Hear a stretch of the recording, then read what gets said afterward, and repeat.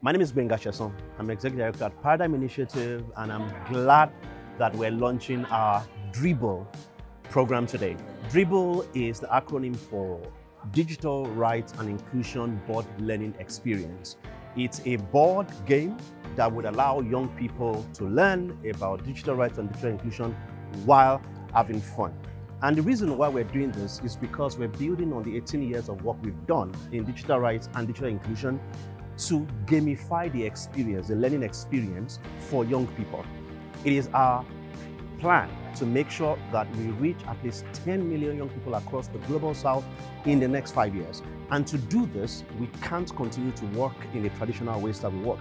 Yes, we have some other creative ways through our short films, but now we're adding this board learning experience, the game, so that young people can interact, learn, discuss, and at the same time, get better when it comes to equipping themselves with digital rights and digital inclusion skills. We're inspiring voices for people to speak up and advocate for change, advocate for policy implementation, advocate for infrastructure, advocate for their needs so that they can access opportunities and make the most out of them, maximize the opportunities that they have access to. So one of the things we aim to achieve at this event, which is the first on our campus tour for the Dribble launch, is to get these students to discuss and debate, and we're seeing them do that today.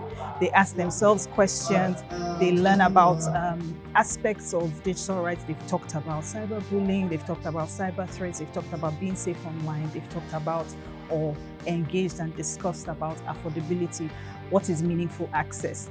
Access means I have a device, but can I connect to the internet? If I connect to the internet, am I able to access tools that mean something to me, that I can understand? So yeah, it's a variety of issues, but this is an accessible way, a fun way, an engaging way, and a playful way to break down the jargon of digital rights, to break down the jargon of digital inclusion, so that everybody like you and me and myself can have important conversations about moving inclusion forward and ensuring that no one is left behind.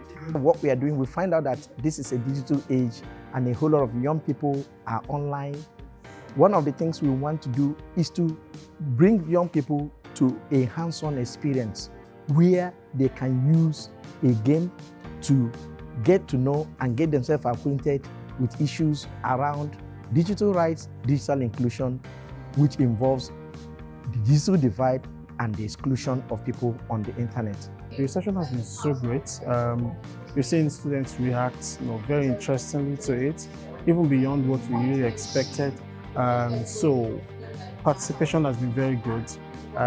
Many of the students have learned a lot about digital rights, about digital inclusion, and getting to know many of the glossary terms. And I think that has definitely helped, giving us more ideas about how do we make sure that we improve, and help students, help children, underage, citizens on how they can actually get to know more about their digital rights. And we also use the opportunity to showcase some of the other things which we do, some of the toolkits which we have, which is the Ayeta, the Ripoti, the Londa. These are actually very powerful. Ripoti is more or less like a digital rights platform where you can actually talk about your digital rights violations, and where you have access to lawyers and partners who are partners with us that can actually help you to take action on it. So I think it's been a very interesting period, and I'm glad to be a part of this.